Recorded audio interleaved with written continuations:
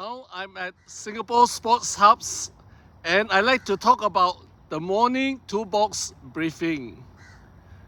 It is important that we communicate effectively, and in order for us to communicate effectively, one of the best ways is to conduct a morning pre-task toolbox briefing. In early days when Japanese have their toolbox meeting, they always carry a toolbox, and from the leader they will talk about, I have 10 items in the toolbox and all in good conditions. The next one will say, I have 5 items in the toolbox and all in good conditions, and until the last person. Then the leader will usually talk about the job that they are going to do and how to do it properly and do it safely, and end with a slogan. So in Singapore, we also share our concept of having toolbox meeting this way. In the morning, why don't we call a meeting? And then this meeting, we will either have a mass toolbox meeting talking about the whole place, what to do, where the project manager have good information to share with others, and then we break it into smaller groups.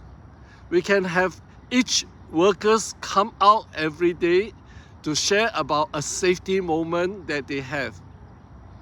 And then the supervisor will talk about the morning jobs that they are going to do. You see, a good program that we have is that first, when we go out to do the toolbox meeting, we introduce ourselves, our position, and ask if everybody is okay to work today. Then let's share a safety moment as a second thing.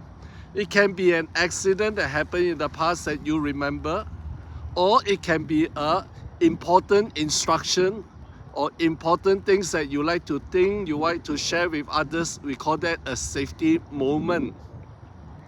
Then we will talk about the tasks we are going to do, what are the hazards in the task, and what are the control measures.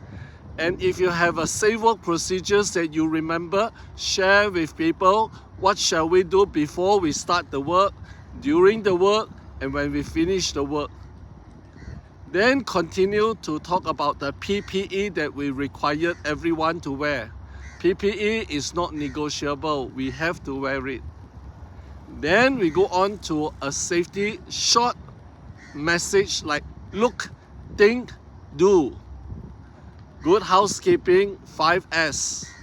And then we can end with a safety slogan like safety come first. Let's say together, 1, 2, 3, safety come first. And that short message will boost the morale of the workers and let them realign what are they going to do today with a good safety message. I hope you will conduct your toolbox briefing with a lot of interest.